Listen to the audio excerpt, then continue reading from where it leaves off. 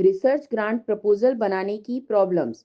Research scholar बनने के बाद एक ऐसा क्रिटिकल स्टेज आता है, रिसर्च ग्रांट प्रपोजल बनाना। शुरुआत में स्कॉलर को लगता है कि बस टॉपिक सिलेक्ट कर लिया, ऑब्जेक्टिव्स लिख दिए और फंडिंग के लिए प्रपोजल सबमिट कर देंगे। लेकिन धीरे धीरे रियलिटी यह होती है कि ग्रांट प्रपोजल केवल एक फॉर्मल डॉक्यूमेंट नहीं है, बल्कि रिसर्च प्लानिंग, फिजिबिलिटी और जस्टिफिकेशन का रिफ्लेक्शन होता है। रिसर्च ग्रांट प्रपोजल बनाते समय सबसे बड़ी प्रॉब्लम होती है ऑब्जेक्टिव और स्कोप डिफाइन करना।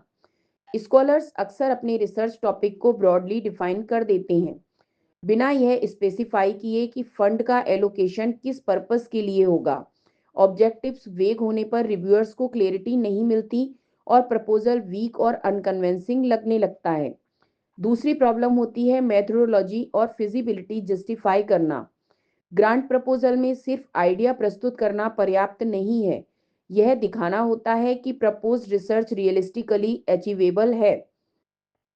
स्कॉलर्स अक्सर कॉम्प्लेक्स एक्सपेरिमेंट्स, फैंसी टूल्स या अनरियलिस्टिक टाइमलाइंस लिख देते हैं, जिससे प्रपोजल रिव्यूअर्स को इम्प्रैक्टिकल लगता है। फाइनेंशियली और बजट प्लानिंग भी चैलेंज होती है। स्कॉलर्स अक्सर fund allocation, equipment cost, man power और मिसलेनियस एक्सपेंसेस प्रॉपरली एस्टिमेट नहीं करते। इस वजह से प्रपोजल इनकम्प्लीट या पुअरली प्लान्ड लग सकता है। रिव्यूअर्स को कन्विंस करना कि एलोकेटेड फंड रिसर्च ऑब्जेक्टिव्स को इफिशिएंटली फुलफिल करेगा मुश्किल हो जाता है। प्रपोजल राइटिंग में लिटरेचर सपोर्ट और ओरिजिनलिटी जस्टिफिकेशन भी प्रॉब्लम बन जाती है।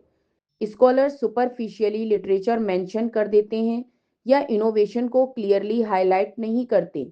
रिव्यूअर्स डिटेक्ट कर लेते हैं कि रिसर्च कंट्रीब्यूशन लिमिटेड या री इंडिडेंट है और प्रपोजल रिजेक्शन की दिशा में जा सकता है।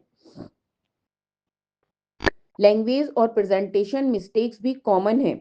ग्रामर, हेडिंग, साइटेशंस और क्लियर फॉर्मेटिंग अगर प्रॉपरली नहीं होंगे तो प्रपोजल प्रोफेशनल नहीं लगता।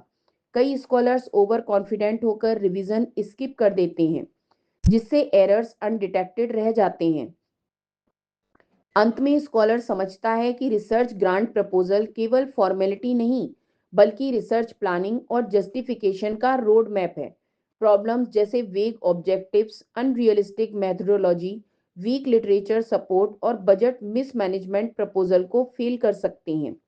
Successful scholars careful planning, multiple revisions और गाइड फीडबैक इंटीग्रेट करके प्रपोजल तैयार करते हैं, ताकि रिसर्च के लिए फंड सिक्योर करना आसान और इफेक्टिव हो सके।